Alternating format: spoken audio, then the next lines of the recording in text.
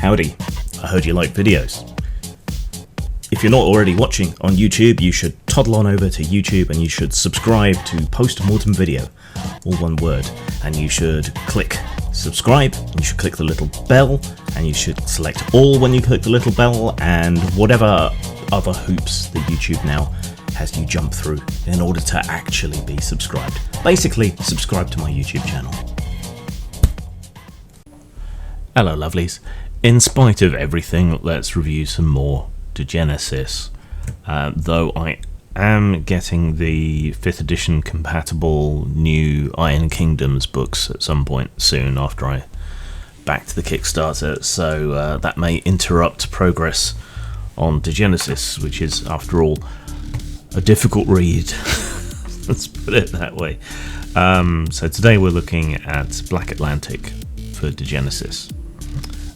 This is a sourcebook, a timeline update, and it basically covers everything that borders the Atlantic. So a bit on Britain, even though technically I guess it doesn't, because it's the Irish Sea in the Channel, but yeah. Brittany, Briton in this, which is confusing when you have Britain there. But yeah, it basically covers that stuff, but also fills in some gaps on information on other places elsewhere. Now, this setting is a bit weird for a future dystopic post-apocalyptic setting, in that it doesn't follow the line of environmental destruction, climate change in the way we would talk about it, but rather in the wake of the comet and asteroid fragment hits. Instead, what you have is a new ice age. So the Stukov Desert is basically Doggerland, and a lot of the area around Britain, particularly in the north, is covered by glaciers and snow, and so Britain is bigger than it was and is much more properly connected to the continent, albeit not easily, because the Stukov Desert is full of nasty, horrible shit. There's a massive impact crater there, and Britain is full of cannibalistic pirates, which I guess I can live with, but there you go. So this is mostly a source book on those areas, though it's a bit limp on content to do with Britain, unfortunately. But then they've kind of written off Britain as a here be dragons sort of thing. It's beautiful, as all the Degenesis books are. I felt reading this one that there were more problems with the translation into English, more choppy sentences, more spelling errors, word substitutions, idiomatic sort of jarring of language, which again, I think it's something that stood against this game, along with the sheer weight of it and how much information there is to absorb. Translation is really important if you're going to sell your book to a wider audience. In the role-playing world, that basically means the English-speaking audience, because the other audiences are smaller and it's less economic to produce for them. So yeah, I think it's important, especially if you're translating from one language to another, to have good editing, good translation, and so on. But it felt worse in this book than it did in the core books for whatever reason. That may just be my imagination. There may be some reason for it. So most of it is largely talking about what was once France and the cultures and so on that you find there, both the tribal cultures and the other ones. There's a lot of religious imagery and iconography. That seems to be a really big thing within this area. The Anabaptists, the sort of post-apocalyptic resurgent Christian cult, seems to have a lot of power, which kind of makes sense. Even as an atheist, I can see that makes sense. And their struggle seems to be a lot more mythic and mythical than it is in a lot of other places. This, for example, is a parade celebrating the death of a Ferromancer king, The Ferromancers are people who've been altered by the Primer, which is a sort of DNA editing contagion that came down with the asteroid and comet fragments. And it comes in different strains, and one of the strains turns people into sort of bloated, mind-controlling parasites, essentially. And so this is a parade celebrating the death of one of the major ones of those that was struck down by a champion. So you can draw parallels to Crusades and the way in which Christianity displaced or took on pagan aspects in our real world history. So that's interesting. Mont Saint-Michel, which is a wonderful place to visit, but a bit weird, is important in this. And obviously, the seas having receded, it's less of an island and more of a fortress in this setting. I mean, I can't go into too many details without spoilers and so on. So I will continue to page through. You can gawp at the amazing art, and I shall bring stuff up as we go along. I guess it's worth mentioning again that a lot of useful information is hidden away in fiction and purple prose. That's not necessarily bad and awful and wrong, provided you can also get the information in a much clearer fashion. You can get statistics in a more presentable way in this, but you don't get sort of bullet pointed story points, so it can be hard to reference, hard to read, in part because of the translation issues and the editing issues. It would be nice to get the main story points and things drawn out and bullet pointed in a similar way to the hard and fast information. Hiding this away in story material, that can be good for handouts to players, for them to read through and decipher and argue and consider over what it says and what it doesn't say. But as a games master, you really want something harder and faster and more definitive and easy to reference.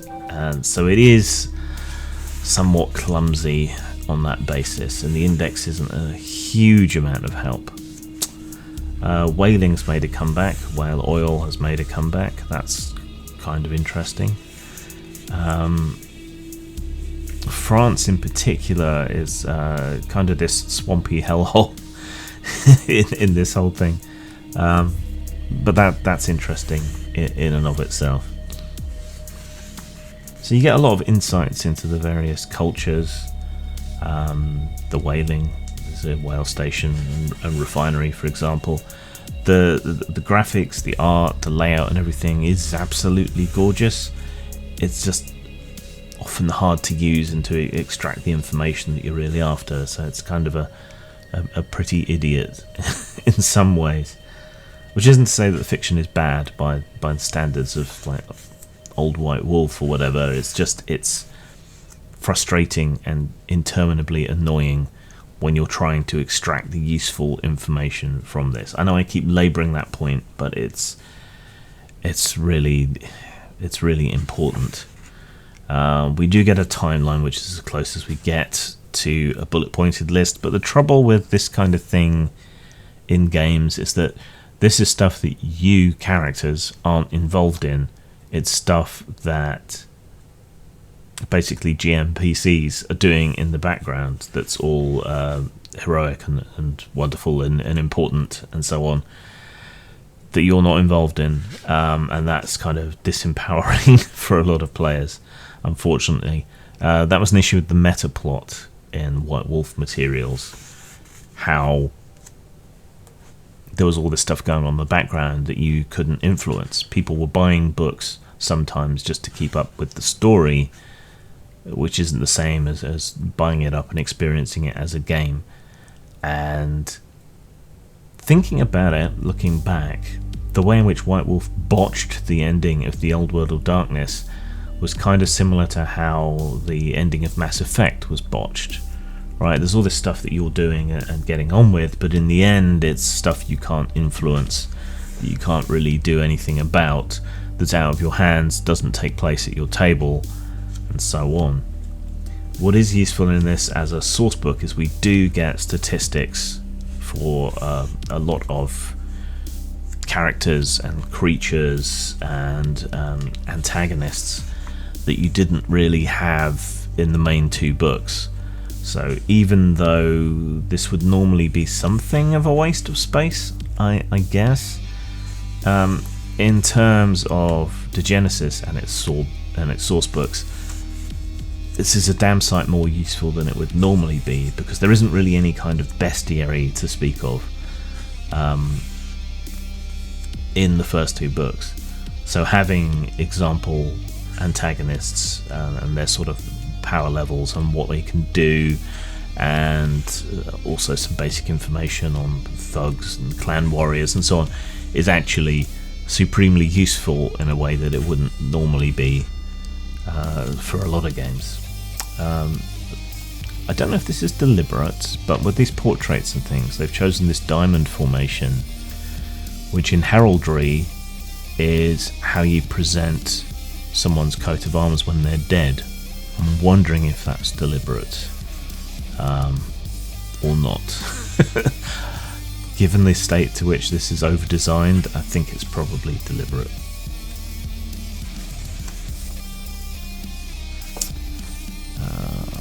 Right, so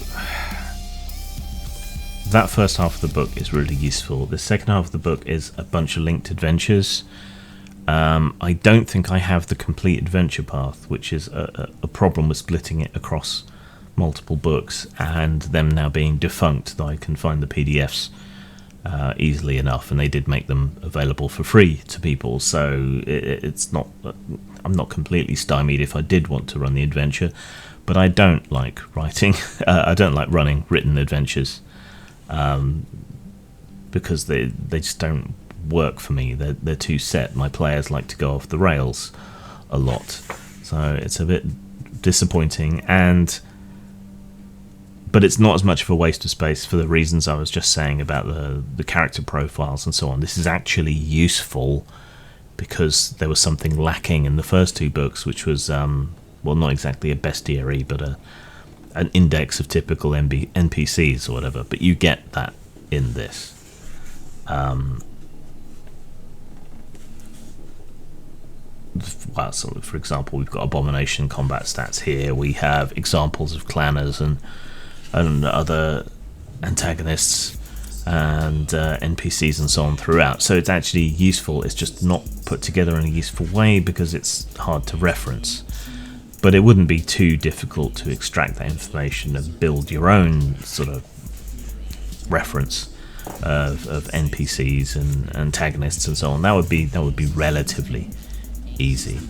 It is useful in that it gives you an example of how they expect you to run adventures, but it is also daunting, the sheer amount of material that you as a GM have to read and absorb in order to run these adventures, which is the overall problem with Degenesis, I would say. There is an embarrassment of riches in terms of material, but it's not put together in a way that is particularly accessible or useful to you as a games master. It's probably worse for a games master than it is for a player, because the players don't have to absorb everything, they just have to absorb what there is to do with their culture, their cult, and their concept. There is adult material throughout the book, for example, though this isn't quite as bad as you might think it is.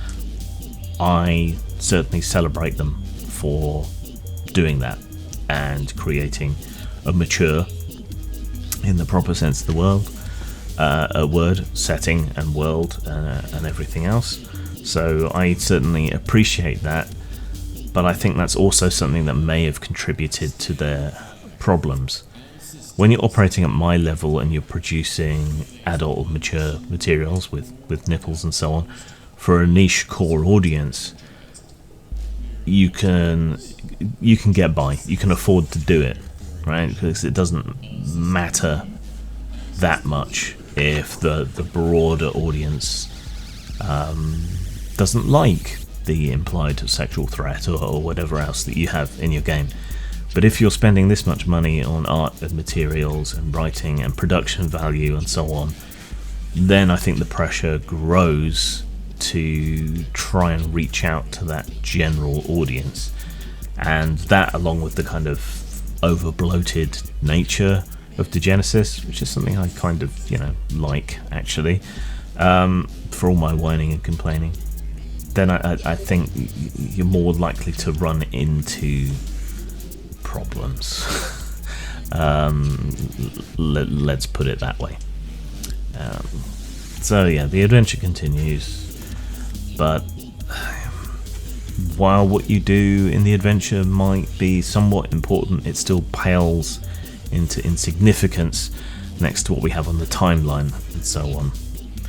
I mean, we actually have penetrative sex there. I probably shouldn't have pointed that out because that's going to get me demonetized, but hey, there you go. I like to present things as is, and I'm sick and tired. So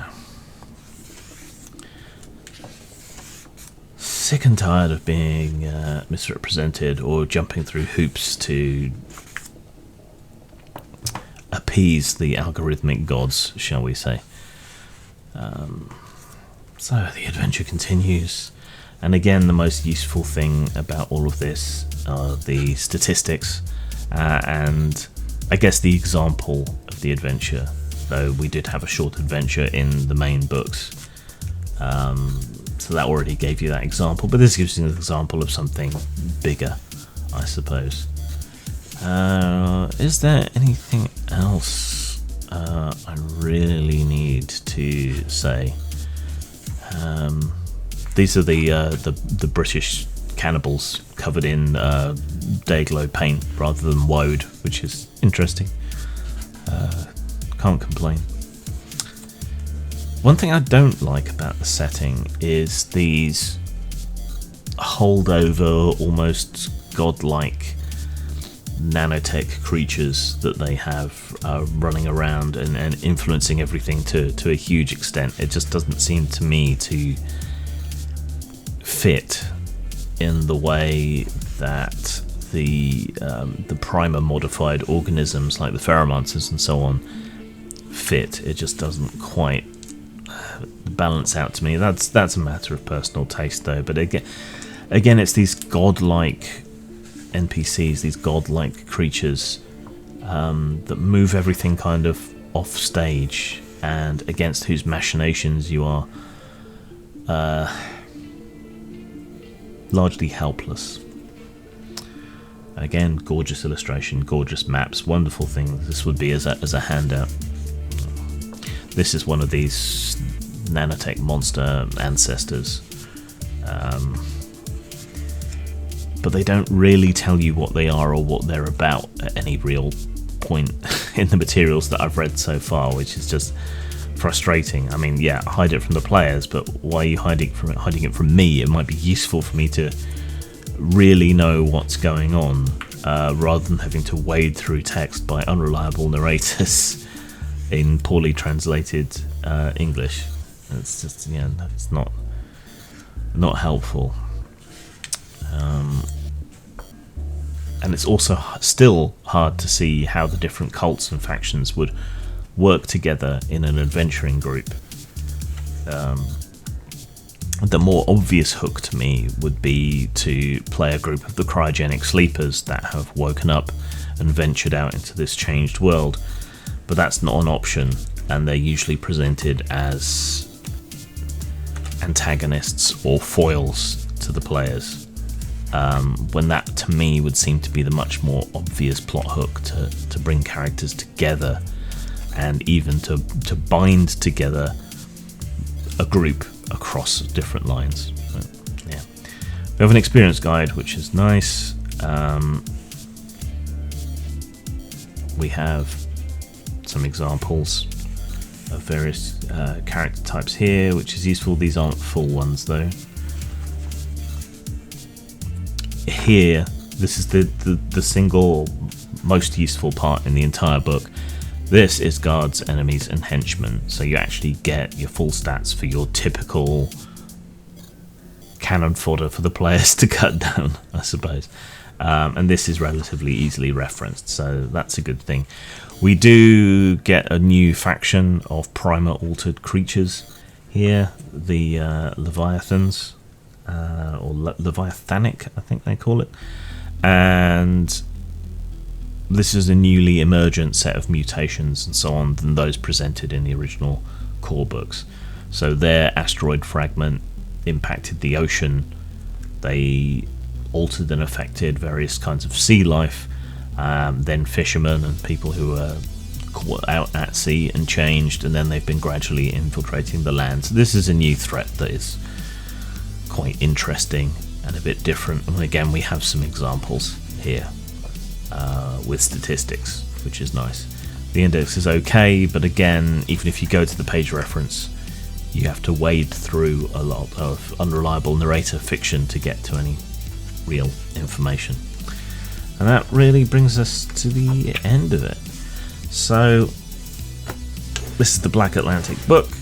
In terms of style, it's as good as the other books in the series, so you can't really fault it, except you can fault the English and the presentation choices when it comes to data and information about the setting.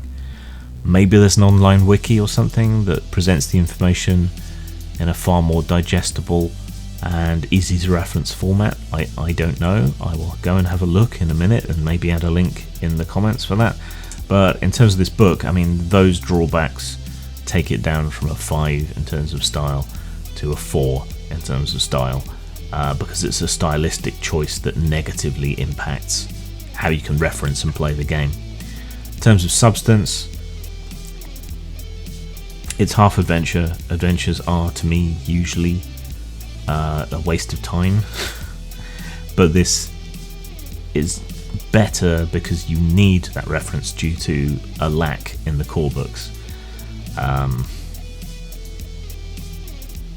So the statistics of the bad guys and things, you know, that's actually genuinely useful, but it does waste a lot on an adventure, and the adventure itself, which is extremely wordy and convoluted and takes up a lot of room in the book, isn't that great, and uses up a lot of space that I think could have been used more productively in other ways, or even cut out into its own separate adventure books. So in terms of substance,